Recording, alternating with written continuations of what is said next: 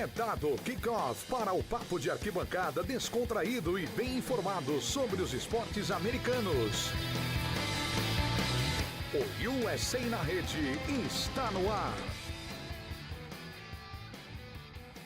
Olá, galera! Sejam bem-vindos a mais uma edição do USA na Rede, podcast de número 122 deste que é o programa dos esportes americanos que aborda todas as ligas, e viemos pelo portal theplayoffs.com.br, onde você encontra 24 horas por dia o melhor dos esportes americanos, e também por todos os agregadores mais famosos de podcast. Você pode nos ouvir no SoundCloud, no Spotify, no iTunes, no Google Podcast e também agora no YouTube. Você que ainda não se inscreveu, se inscreva no canal USA na Rede no YouTube, onde a gente vai ter conteúdos exclusivos nos próximos meses, nas próximas semanas. Então é outra maneira da gente se comunicar com você e falar de todas as ligas, como por exemplo a NHL, que hoje é um dos destaques do programa. A gente vai fazer um programa meio NHL, meio NBA, melhor estilo pizzaria, certo? Na primeira parte a gente vai falar sobre a final histórica da Stanley Cup. Você que está chegando agora ou que ainda não começou a assistir hockey, esse é um grande momento, porque essa final entre Boston Bruins e St. Louis Blues envolve muita história, envolve muitos detalhes interessantes, craques no gelo, jogadores do mais alto nível, então vale muito a pena conhecer, se emocionar com o hockey, para você que ainda não acompanha. Para quem acompanha sabe de tudo o que eu estou falando. E na segunda parte a gente vai falar da NBA, a gente vai fazer um pós-jogo do duelo número 5 entre Raptors e Bucks, também projetar o jogo de número 6, que pode encerrar a série, e falar também das outras novidades da liga. De início estou com ele, faz tempo que a gente não faz um podcast junto, diretamente, tá em Alagoas, Matheus? Tô sim, sempre em Alagoas aqui, por enquanto. Sempre em Alagoas. Maravilha, você que é o atual dono do cinturão, né? Matheus Prudente, nosso especialista de NHL, torcedor do Washington Capitals, vai passar o cinturão já, né? Eu tô muito traumatizado com o USA na Rede, por causa que ano passado, quando eu vim aqui pra falar sobre NHL, eu falei merda. Então, por causa que foi na época das finais de conferência, eu falei que a final da Stanley Cup seria Jets e Lightning, acabou que foi Capitals e Vegas e a gente ganhou, mas... É porque você tava naquela de... um pouquinho sobre essa final histórica, né, como você falou. Você tava naquela de jogar o favoritismo por Lightning, que nem precisava, porque era, né? O Lightning é favorito sempre, ganhamos nunca, né? Então, eles eram os favoritos, mas aí deu Washington, deu Ovechkin, e pode dar mais tipo uma São vez... Paulo, né? Pois é. E tem uma coisa a ver que é o seguinte, né? Apesar de serem de conferências diferentes, tanto o Ovechkin, que ganhou a Stanley Cup ano passado, como o Vladimir Tarasenko, ambos estavam sendo taxados como os craques que nunca ganhariam a Stanley Cup, né? Ambos russos, fraquejaram na Olimpíada na Rússia, em Sochi, ambos na seleção, fraquejaram, o time caiu para a Finlândia e sempre fracassavam nos playoffs. Eles estavam pegando essa fama de fracasso, né? O Ovechkin conseguiu quebrar, falta o Tarasenko agora. É interessante falar do Tarasenko, por causa que vários anos o Tarasenko foi eleito um dos melhores jogadores de NHL, um jogador espetacular, tanto para fazer gol e tanto também para dar assistência. Na parte defensiva ele ainda deixa um pouco a desejar, mas de resto, ofensivamente ele é muito bom. E numa temporada que ele não foi tão bem assim, né? Não teve tanto destaque como já teve antes.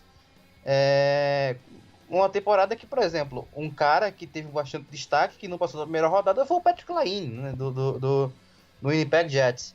Mas dessa vez o Tarasenko com um time claramente melhor, por causa que a gente pode lembrar até uns times bons demais do St. Louis Blues em 2015, por exemplo, 2016, e tinha tanto o Tarasenko, o TJ Oshie, que foi campeão com os Capitals, o Paul Stastny, que hoje em dia está lá no Vegas.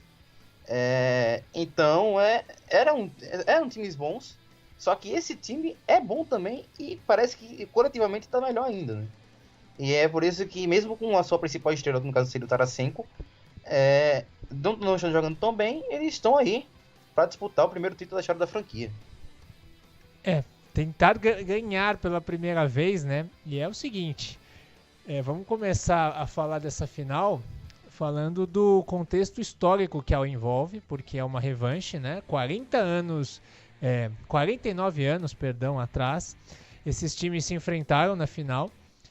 E ali os dois estavam muito pressionados, né? Na final de 1970, porque o Boston Bruins não ganhava a Stanley Cup há 29 anos e o St. Louis Blues vinha tentando, batia na trave, e o St. Louis Blues vinha de 2 finais seguidas contra o Montreal Canadiens, 2 varridas, em 68 e 69. Então muita gente brinca com o Buffalo Bills na NFL, né, que é a síndrome do vice e tal, mas se bobear, o St. Louis Blues fez pior, né? Porque o St. Louis Blues foi varrido na final em 68 em 68 para o Canadiens, em 69 foi varrido pelo mesmo adversário e foi varrido em 1970 contra o Boston Bruins. Então foram 3 finais seguidas e 3 varridas. O time que era treinado pelo até então novato Scott Bowman, né, que veio se tornar aí o grande técnico da história da NHL, que ganhou títulos até em 2002, né, que foi campeão com o Detroit Red Wings. Então tem muita história envolvendo essa final. Então a primeira coisa que apareceu na geração de caracteres da transmissão foi a revanche de 1970. Então vem mordidos os Blues, né, porque dali, Matheus, desde ali, quando os Blues perderam essa terceira final de terceira varrida seguida, o time nunca mais chegou na Stanley Cup. E como eu falei, né, com times ótimos. Sim. Pelo menos dessa década, por exemplo. Times ótimos que não conseguiram passar da segunda, primeira rodada. Eram times que... eram times realmente bons, né? E quem dava alguma coisa pro St. Louis Blues esse ano, né? Só pra falar. Não. Esse ano, o St. Louis Blues, ninguém dava nada pra eles, né? Até porque os caras estavam indo pra um playoff com um goleiro novato, que é o Binnington, com uma defesa muito enfraquecida, que já perdeu uma das principais estrelas, que seria também o Kevin Shattenkirk, que foi pros Capitals e depois também foi pro New York Rangers. Então, era um time que está desacreditado, assim como o Boston Bruins também. Muita gente falava que eles estavam caindo no mesmo pote, entre aspas, do Tampa Bay Lightning, né? E todo mundo falava que o Lightning ia acabar com tudo, acabou que você foi varrido. Mas eram 2 times acreditados e, como você falou, além da história deles na NHL, tem história também entre as cidades, né? De finais, assim, Cardinals e Red Sox. Também teve Patriots e Rams lá em 2000, se eu não me engano. Sim. Que o Kurt Warner não conseguiu fazer o bicampeonato dele. E também teve finais de NBA, né? Que pra quem não sabe, o St. Louis já teve time de NBA, foi o St. Louis Hawks. Exatamente. Exatamente. É a única combinação entre 2 cidades que já decidiu as 4 principais ligas americanas, St. Louis e Boston. Né? Isso não aconteceu agora, porque essa final já havia acontecido em 1970, mas é muito interessante, né? São 2 cidades que se cruzam em todos os esportes. E também tem muitos times tradicionais, né, em todos os esportes, né? Principalmente, se você for falar assim, Cardinals e Red Sox, cara, 2 times tradicionalíssimos. E na NHL também, querendo ou não, são 2 times tradicionais, né? Os Bruins, que são Original Six, e a equipe do St. Louis Blues, que, né, tá sempre ali, né? O problema tá sempre ali, mas nunca chega. Dessa vez chegou. E vamos ver se vai dar pra ganhar dos Bruins. Já falando um pouco sobre o confronto, pra mim os Bruins são favoritos. Mas eu não duvidaria nada nesse confronto, que junta muita coisa especialíssima, além da história. Entre os 2 times também, tem muita coisa especial pra falar. Então vamos começar a entrar no presente, então. Primeiro de tudo, o Boston Bruins vem aí de uma série impressionante, né? O time parece que atingiu a maturidade de jogo. O jogo 2, principalmente na final do leste contra o Carolina Hurricanes, foi assim, velocidade, combinação, entrosamento. O time estava numa voltagem diferente do adversário e mostrando um nível incrível. Você diria, Matheus, a gente olhando os números, né, da temporada do Marchand, do Pastrnak e do Bergeron, você diria que esse trio atingiu a maturidade deles de entrosamento entre eles, de jogo coletivo? Você acha que eles chegaram na maturidade, por isso que estão onde estão? Eu acho que o problema dos Bruins nunca foi a primeira linha. A primeira linha sempre foi incrível, maravilhosa, né? A primeira linha é comparada realmente com falar dos Capitals como os campeões. É comparada com a linha que foi formada quando o Oshie chegou nos Capitals, comparado com o Backstrom, com o Ovechkin e com o Oshie. Ano passado os Capitals venceram com o Wilson na primeira linha também, que foi uma sacada questionável do Trotz no começo, mas deu muito certo. Então, pra mim, essa linha dos Bruins é uma das melhores de NHL faz muito tempo. Agora, o problema, o diferencial que eu acho dos Bruins nessa temporada, nesse playoffs principalmente, é o Bottom Six, que o Bottom Six ninguém dava nada. Os caras trouxeram ali o Charlie Coyle da vida, que terceira linha apagaram alto no Charlie Coyle, eu não concordei com a trade. Inclusive, eu já falei num podcast do assim, na rede que eu não concordei com a troca pelo Charlie Coyle, acho que pagaram demais. Mandaram o Ryan Donato lá pra Minnesota. E trouxeram também Marcus Johansson, né, que é o famoso Mojo, né, que sempre tá ali nos playoffs, sempre tá ali, teve no time dos Capitals, teve no time dos Devils ano passado nos playoffs também. E eu não gostei das duas trades, eu não gostava do Bottom Six, eu achava que o Bottom Six do Bruins era fraquíssimo, que inclusive eu coloquei como diferencial para a equipe do Carolina Hurricanes foi o Bottom Six, que eu acho que é melhor. Abriu a porta da esperança aí, Matheus?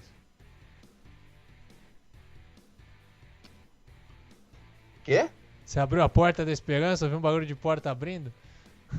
Não, eu tava falando aqui, cara, Segue. mas acho que mudou sozinho, sei lá. Vamos seguir. Tu parou, vai fazer o quê? Vai cortar ou vai fazer o quê? Não, vamos seguir, vamos fazer a comparação aqui. Vou voltar, eu edito aqui. Eu vou voltar aqui. Vai. Então vamos fazer aqui, Matheus, uma comparação que eu sempre gosto de fazer quando a gente chega numa final, de setor a setor, né? Pra gente ver aonde que os times têm vantagem. Como bom prediction americano, né? Escola Bleach Report de jornalismo, né? Então a gente... Escola de Sun de jornalismo, né? Total Bleach Report, né? Prediction posição por posição.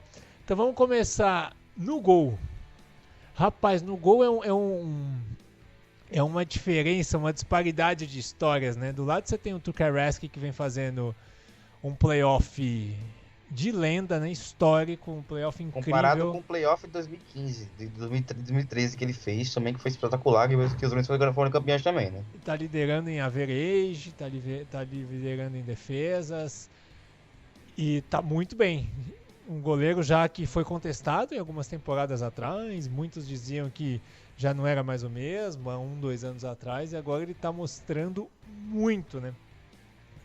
E do outro lado a gente tem uma história incrível, né? O Binnington simplesmente foi draftado em 2015, fez uma partida, ficou aí 2 anos e meio sem fazer nenhum jogo pela equipe dos Blues na NHL. De repente ele assume essa bomba, né? E consegue virar titular, faz aí um final de temporada incrível e um playoff incrível. Essa comparação de goleiros.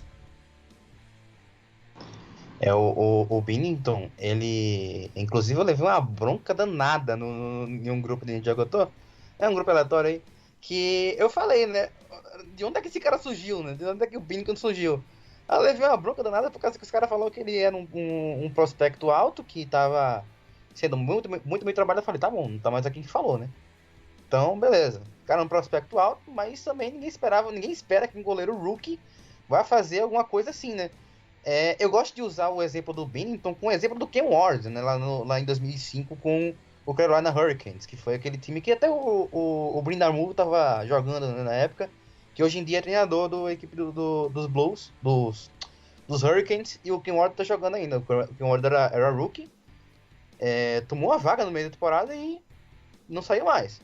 fez um playoff maravilhoso e ganhou o título na temporada de rookie. O Ward hoje em dia é goleiro do Chicago Blackhawks. Então, eu acho que o Binnington, ele realmente pegou uma bomba e tem sido o melhor goleiro da NHL, pra mim, na minha opinião, desde janeiro. Tem sido o melhor goleiro da NHL. Tem sido o melhor goleiro da NHL. Forte, hein? É maravilhoso, cara. O que esse cara tá fazendo, o que esse cara tá demonstrando de ponta a ponta, né? Aquela história de um goleiro que vai de trave a trave, né? Que se movimenta muito rápido. É isso que o Binnington é, um cara altíssimo, que simplesmente ele se movimenta como se ele estivesse deslizando em sabão, né?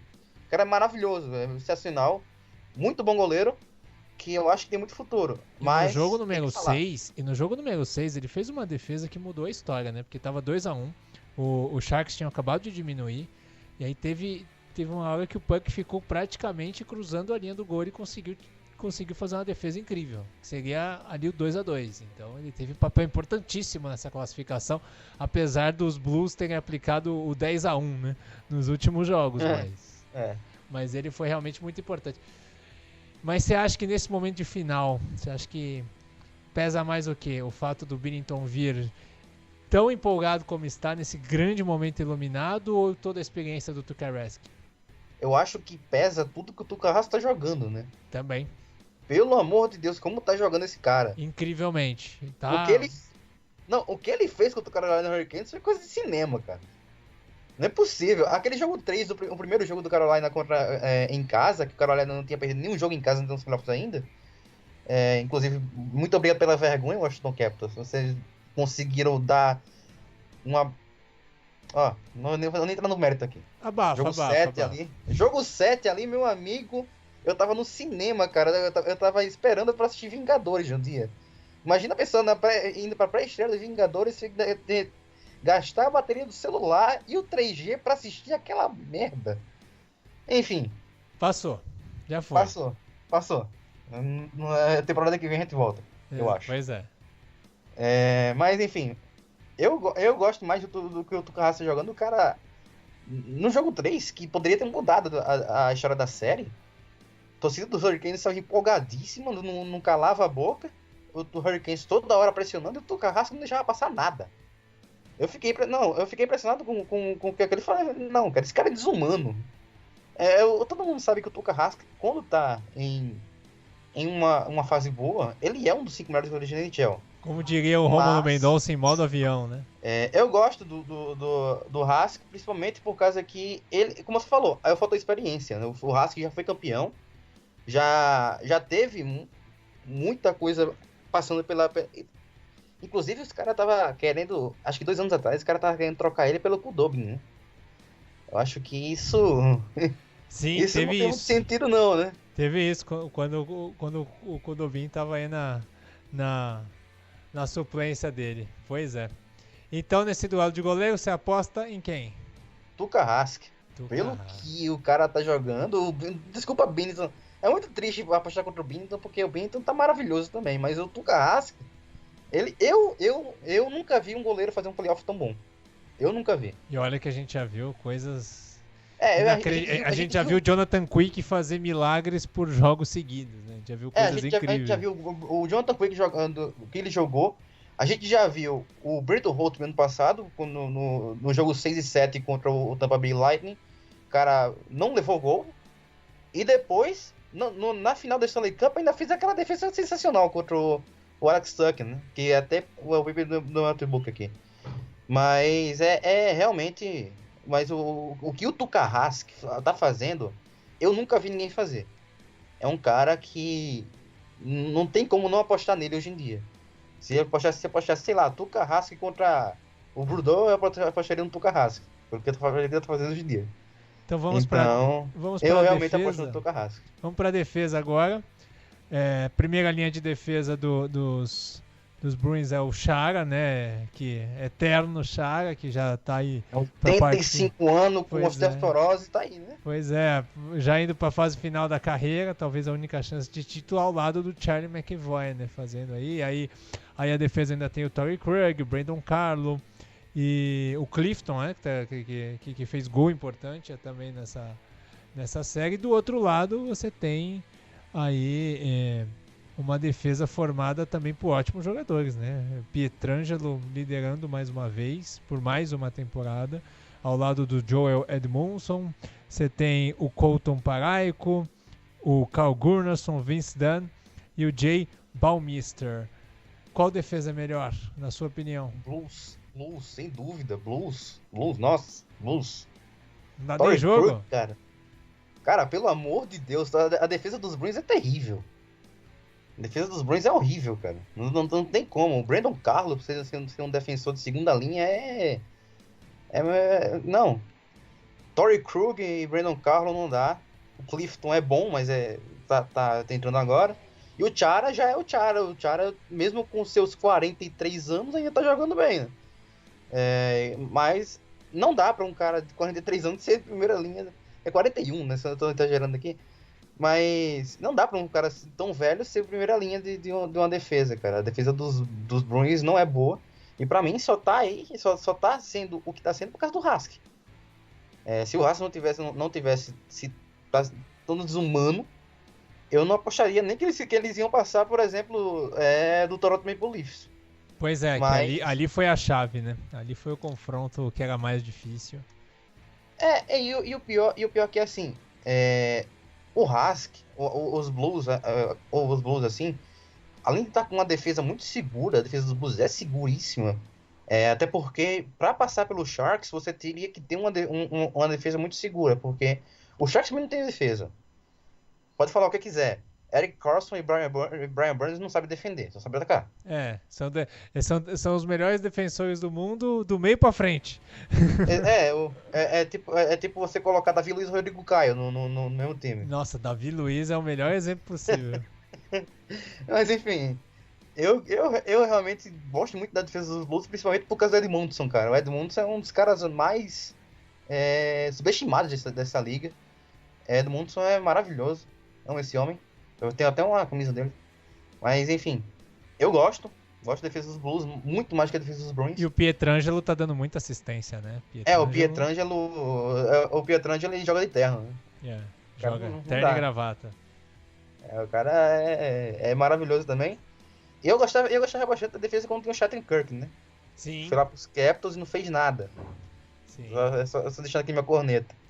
Que era naquele time que você falou que talvez fosse até melhor que esse dos Blues, né? E vamos pro ataque. Então goleiro da Bruins, a defesa da Blues, vamos ver no ataque o que dá. Vamos passar linha por linha, aí você vai fazendo as suas ponderações. Linha 1, Marchand, Bergeron e Pastrnak, essa linha fantástica contra a primeira linha provável, né, dos Blues, com o Schwartz, Bryden Schenk tá jogando um puck, não dá pra falar redondinho, porque não é redondo, mas tá jogando muito bem, e o Tarasenko. Cara, como eu falei, não tem nem comparação, né? O que pode salvar nessa primeira linha dos Blues é que tanto o Schwartz quanto o Brayden Schenn, eles estão jogando muito bem defensivamente, né? São bons jogadores defensivos, só que a primeira linha principalmente Patrice Bergeron, né, cara? Bergeron os três juntos tá um absurdo, tá uma esculhambação. Cara, é uma coisa assim, sabe? Tem muita gente dá muito hype, por exemplo, no Crosby, no McDavid, nessa galera aí. Mas a gente tem que exaltar jogador central na NHL. Ele tem que saber defender bem. E eu acho que os melhores centros que você pode ter no seu time são centros que produzem bem no ataque e defendem bem. E eu consigo citar três assim de cabeça, que é Bergeron, Toews e Backstrom. Então, são centros assim que eu ia preferir muito mais no meu time do que um center que só produz. E o Bergeron tá sendo o supra-sumo do center que eu amo. Que é o cara que defende bem e aí produz muito. Ainda mais com dois caras. É impressionante você também pensar a evolução do Brad Marchand, né? Do que ele era antes para o que ele é hoje em dia. O cara era tratado como um enforcer. Toda hora ainda tem gente taxando ele como sujo. Não acho ele sujo hoje em dia. Tudo bem que ele gosta de lamber o povo, né? Mas é uma coisa. Todo mundo faz o que quiser para desestabilizar o adversário. Pois é. Mas eu gosto muito, principalmente do Pasternak, que ele me lembra o Lovett um pouquinho, ele é bem habilidoso, um puck handling bem legal, mas o diferencial pra mim de qualquer coisa que eu vi nesses playoffs é o Bergeron no ataque. Todo mundo falava muito da primeira linha dos Maple Leafs. Eu falei, não, cara, calma. Tem Bergeron do outro lado, calma. Então, eu gosto bastante do Pasternak, gosto bastante do Marchand, gosto do jogador que o Marchand virou, né? O Marchand tá extremamente habilidoso, tá realmente fazendo a diferença. Mas pra mim o diferencial de tudo é o Patrice Bergeron. O Schwartz jogando muito bem também na primeira linha. Só que numa linha que tem Patrice Bergeron, eu vou preferir essa linha em qualquer lugar do mundo. Menos que tenha uma linha, sei lá, com o Wayne Gretzky, né? Mas o Bergeron pra mim... Atualmente não tem. Vamos para a segunda linha então. Jake DeBrusk, que tá fazendo aí ótimos jogos, David Krejci e o David Bakes. É a segunda linha dos Bruins.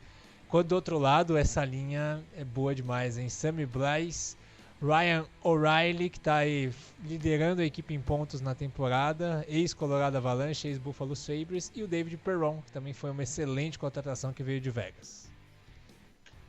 Olha, essa linha aqui é interessante você pensar, né, que o Ryan O'Reilly, ele, quando foi trocado pelo Sabres para a equipe dos Blues, ele chegou como status de estrela, né? Primeira linha. Porque o time tinha o como é que chama o menino? Jack Eichel e o Okposo, e quem brilhava era o O'Reilly. Era impressionante. E o Evander Kane também, né? E o Evander Kane, pois é, e quem tava fazendo gol era o O'Reilly. Aí chegou como status de estrela nos Blues, aí fez um primeira metade de temporada bem fraco. Depois acabou, né? Acabou a vida, acabou a história. O cara começou a jogar muito bem. Só que eu ainda gosto mais da linha de DeBrusk, Krejci e Bax. Principalmente por causa que o David Bax ele tem muito poderio defensivo. Eu sempre bato nessa tecla. Ataque nos playoffs todo mundo tem. O que vai diferenciar, o que vai ser diferencial é a defesa. Ataque nos playoffs todo mundo tem, cara. Precisa de defesa para você ganhar alguma coisa. E como eu falei, que eu não tava comentando. Uma final de Stanley Cup entre Bruins e Sharks seria um crime hediondo.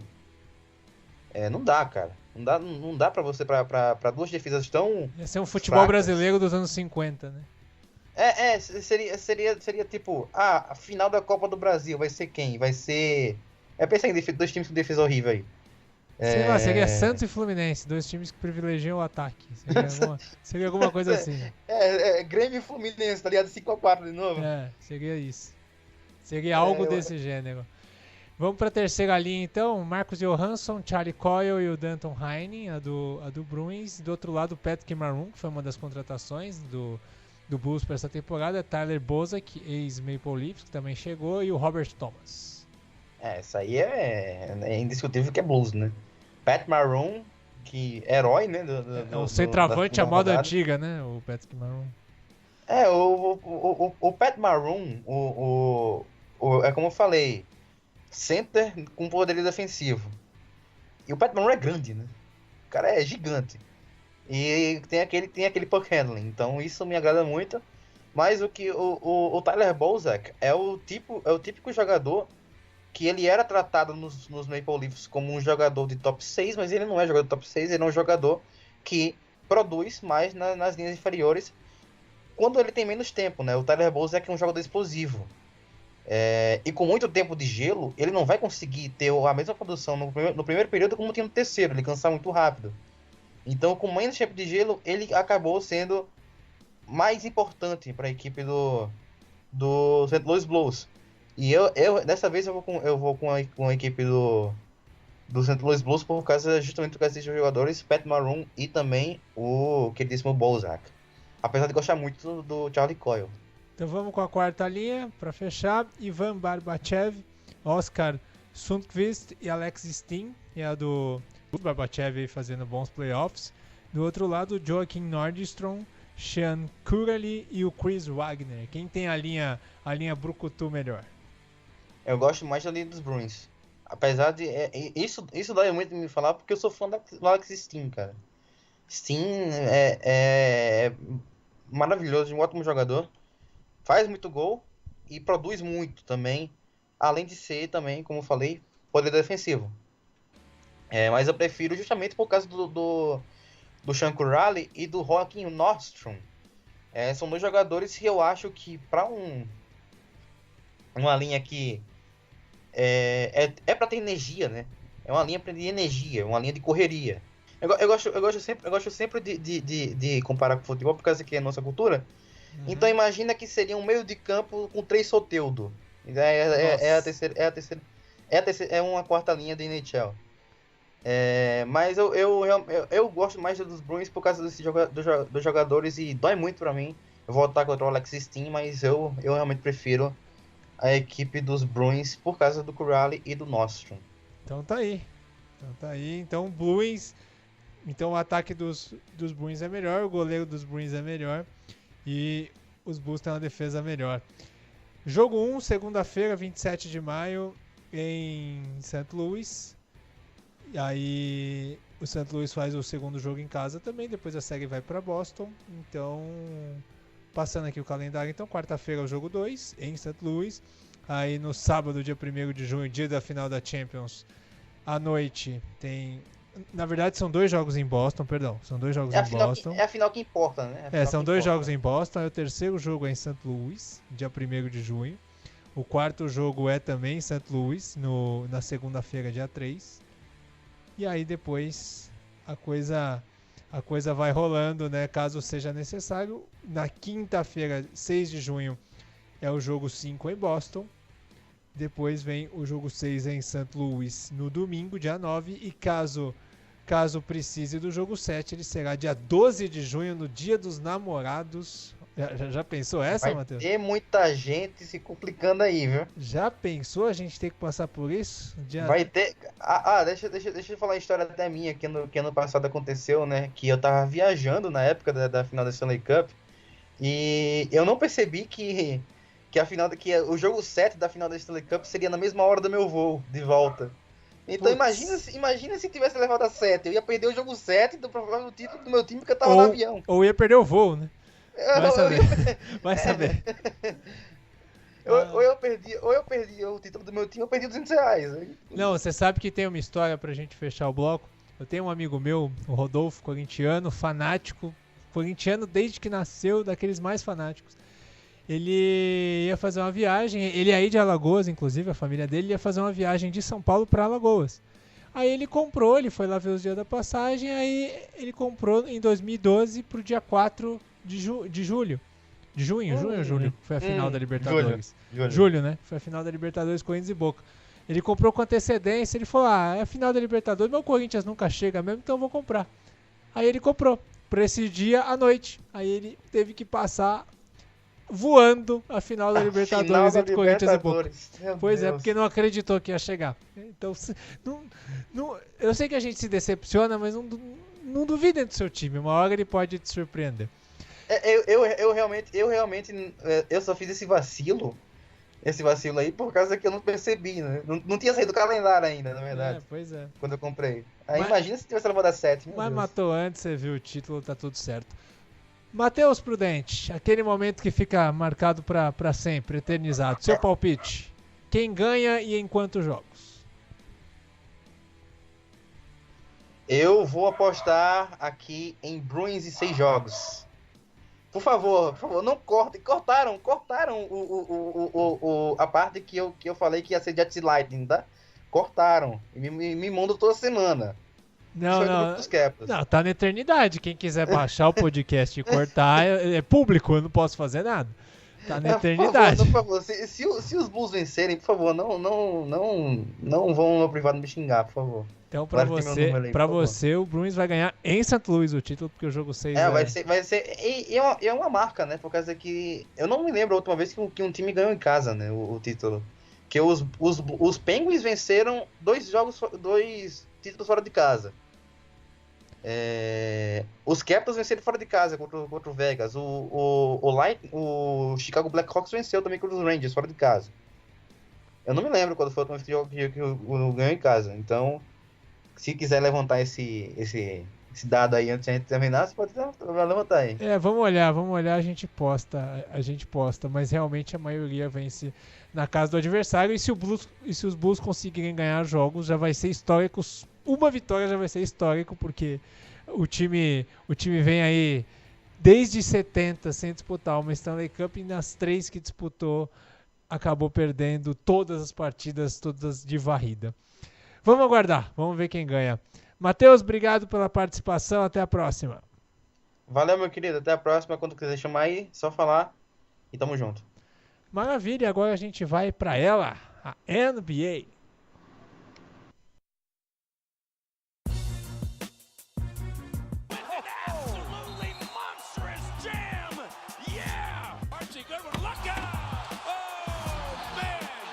NBA.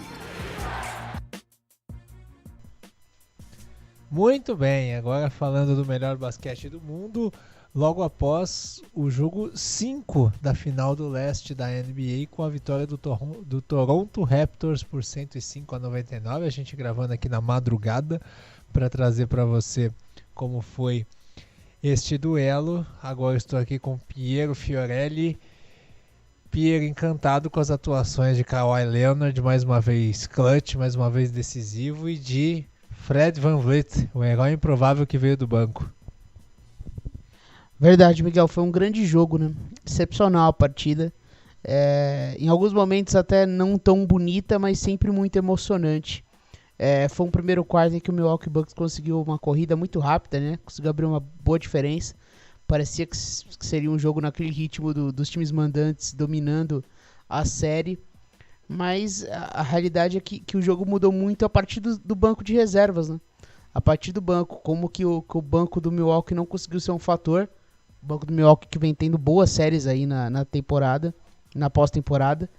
Enquanto do lado dos Raptors, mesmo com essa rotação mais assim, bem menor do que a das outras equipes, né? São apenas 8 jogadores que jogam.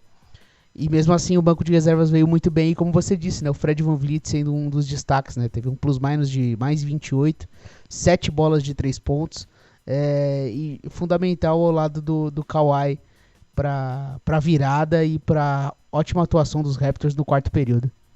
A bola do jogo foi do VanVleet, né, porque o Bucks empata 9-3, 9-3, faltando 2 e pouquinho para acabar, e aí ele mete uma bola de 3 que deixa aí o Raptors mais tranquilo, e a partir daí se constrói o resultado.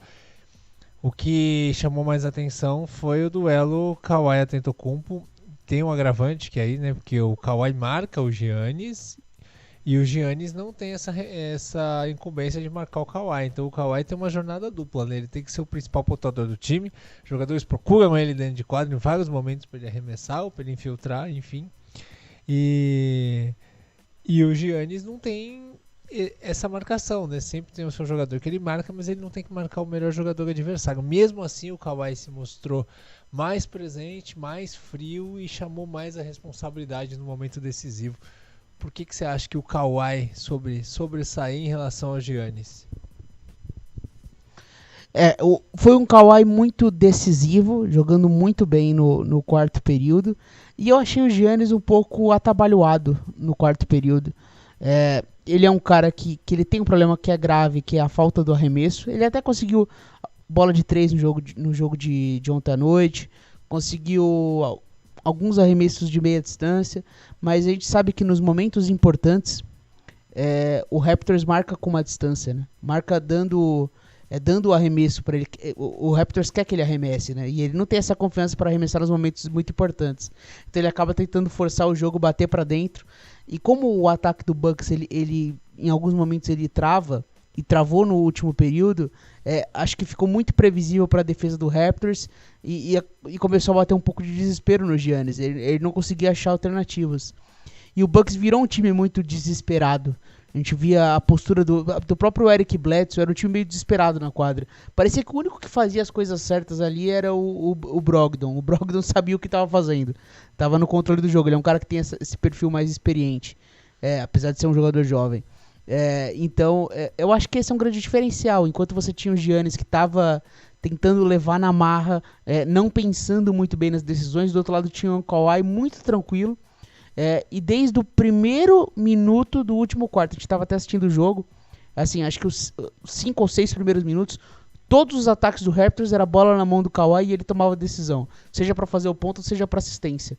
O Raptors entendia a importância do momento, por mais que ele seja um jogador que vem numa série complicada fisicamente, com dores no joelho, teve séries aí que ele terminou o jogo mancando, mesmo assim o Raptors reconheceu a importância do seu jogador, deu a bola na mão dele e ofereceu o jogo para ele, e ele conseguiu fazer a diferença.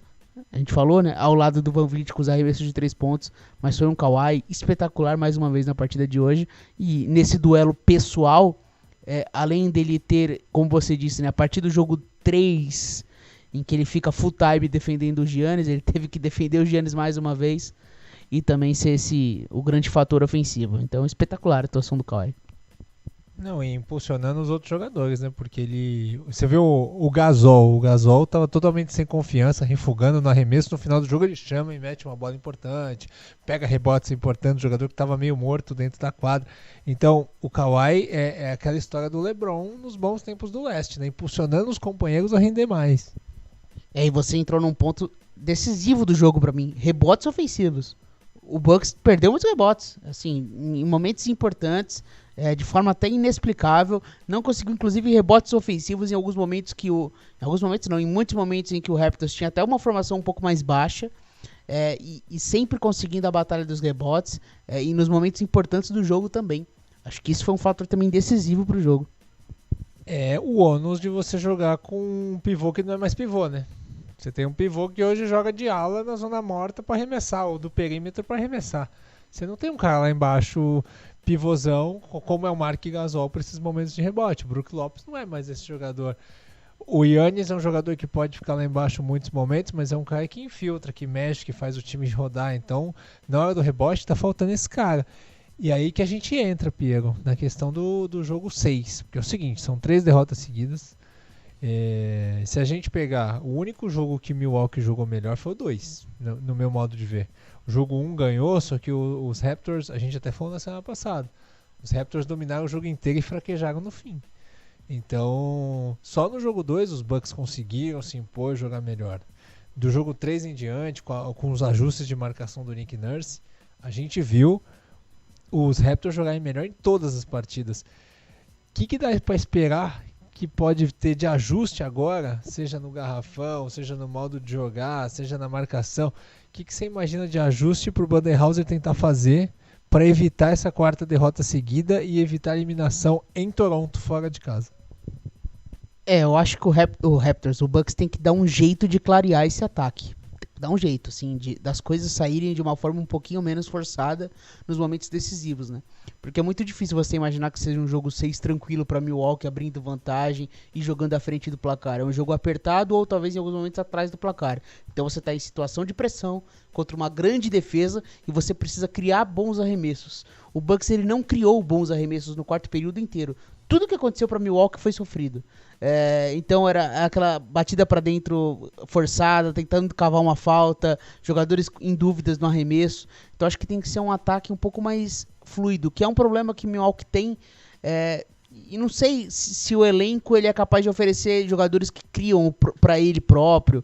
Então é basicamente dependendo muito de Giannis, mas assim, é tentar fazer alguns ajustes ofensivos para fazer com que esse time seja um pouquinho mais calmo e tomando decisões melhores nos momentos importantes do jogo. Para mim isso é fundamental, é como desenvolver o ataque.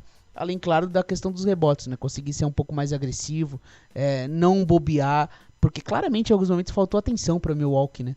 E o Raptors, e assim, é uma coisa fundamental pra gente falar, né? Jogos apertados, uma série longa, a gente vê um Toronto Raptors completamente desgastado das séries e o Milwaukee descansado. É inaceitável que o Milwaukee fraqueje emocionalmente ou até fisicamente em reta final de jogo, né? O Milwaukee tem que estar voando nesses momentos e não esteve. Então, mas aí é que tá. Milwaukee, eu não sei se Milwaukee soube aproveitar essa vantagem de ter fechado com o Boston a série antes, porque assim, no final do jogo 3, já foram 2 jogos depois disso, Giannis estava totalmente esgotado, isso antes de ir pra prorrogação, ali nos minutos finais, ele estava esgotado, tanto que o Banderhauser tirou ele de quadra na hora da decisão, aí jogou 2 prorrogações, agora mais 2 jogos. Não sei se tem vigor físico. E vai ser um jogo muito emocional para Toronto, né? Porque o time sempre sonhou com chegar nessa final da NBA. Vai ter aí o match point em casa, com uma torcida que sempre viu o time fracassar. E você tem o fator Drake, que está aí fazendo a torcida se envolver ainda mais do que ela sempre já foi envolvida. Hoje que a gente está gravando o podcast, né? Ele estava ali num palco com um telão, com a cidade de Toronto assistindo, como já é uma tradição de Toronto, então é mais um fator. Então tem que ver também se Toronto não vai sentir esse momento, né? Sabe aquela história do cara sacar para fechar, para ir para a final de um Grand Slam pela primeira vez na vida? Tem isso. Toronto tem que segurar a emoção de decidir essa vaga em casa, né? É uma questão emocional brutal. E fundamental para Raptors não ter que viver um jogo 7 novamente, né? Porque aí seria o desgaste completo, né? E a gente sabe, né, que o Raptors, caso queira chegar na final, tem que chegar em boas condições físicas para tentar enfrentar esse ótimo time do Golden State Warriors.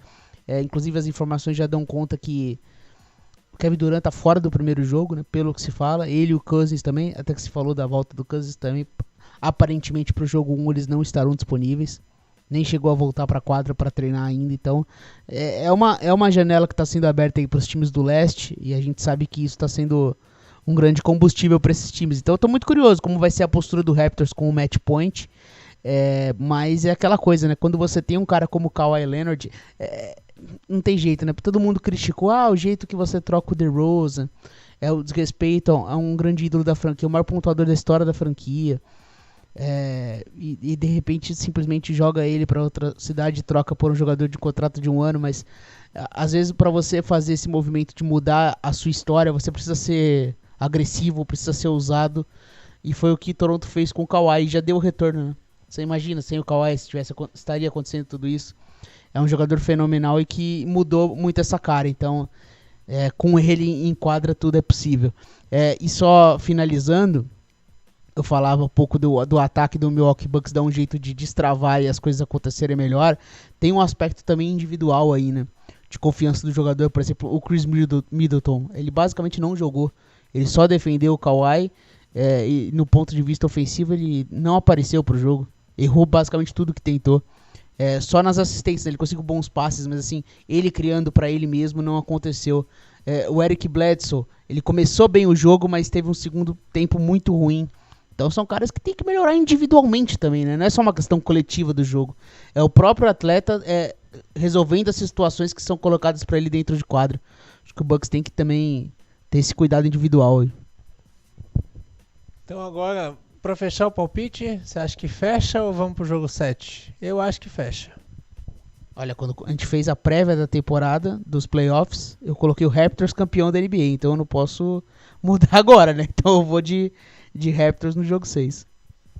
Eu achava que ia dar Bucks, mas depois de ver agora esses 3 últimos jogos, ver tudo que o Nick Nurse e os Raptors estão fazendo e os Bucks deixaram de fazer, acho que agora o lógico é que vai dar Raptors, né? Mas basquete é basquete. Vamos aguardar jogo sábado, 9h30 da noite, transmissão do Sport TV para o Brasil.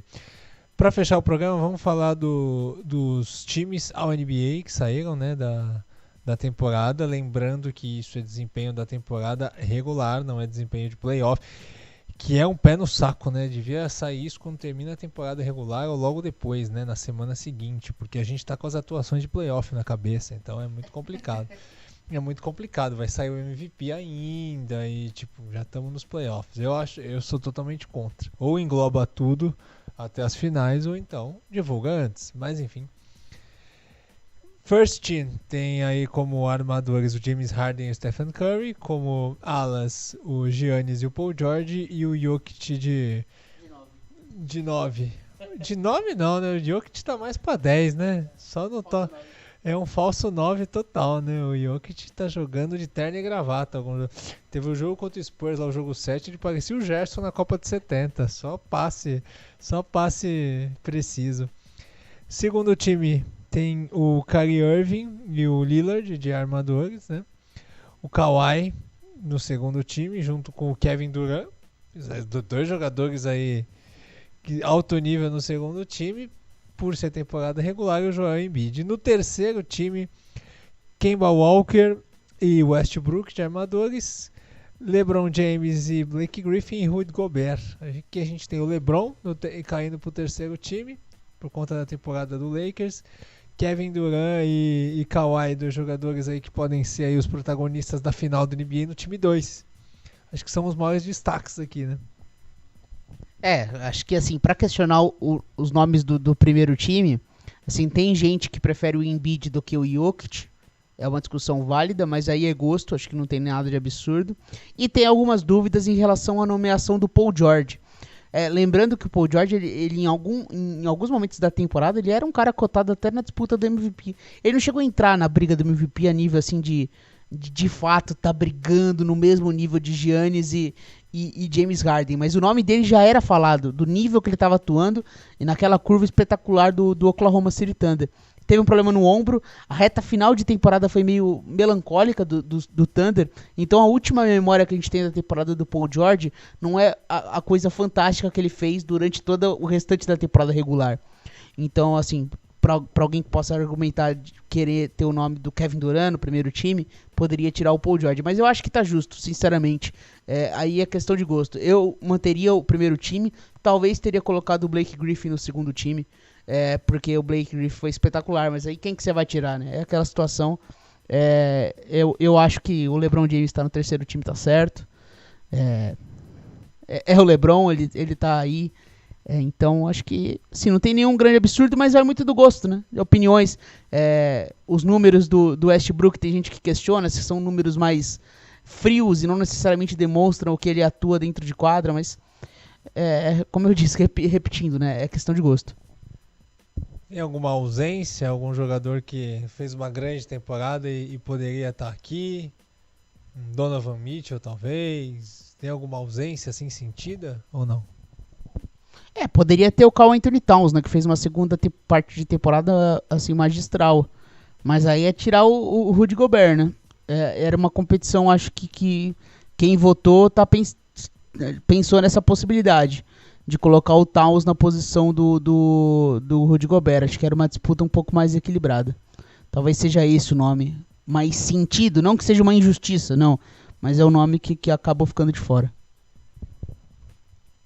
Então tá aí. E aí, só pra lembrar, saíram também os candidatos a MVP, né? Como pra surpresa de ninguém, o Antetokounmpo, o James Harden e o Paul George, né? Então, o Paul George correndo bem por fora e Antetokounmpo e Harden vão disputar. A gente já teve vários programas falando sobre o Piero Giannis, né? Mas vamos ver, o nosso comentarista lá no The Playoffs, o Biscoito, disse que é o Harden. Vamos ver quem vai ser o MVP no final das contas. Então é isso, fechamos. Semana que vem, na quinta que vem, já é final da NBA, já é o jogo 1, transmissão da Band, transmissão da ESPN, vai ser bem legal. Valeu, Piero, aquele abraço. Valeu, Miguel, um abraço pra você, todos os ouvintes do ESC na rede, tá chegando as finais da NBA. Então voltamos na semana que vem. Na semana que vem a gente vai falar também de MLB, vai fazer um balanço da temporada da MLB, a gente dando espaço para todos os esportes. E sempre lembrando, você que nos ouve pelos agregadores de podcast, curtam também, se inscrevam no nosso canal do YouTube, que teremos aí em breve conteúdos exclusivos lá no YouTube também para você, fã de esportes americanos. Aquele abraço, até a próxima!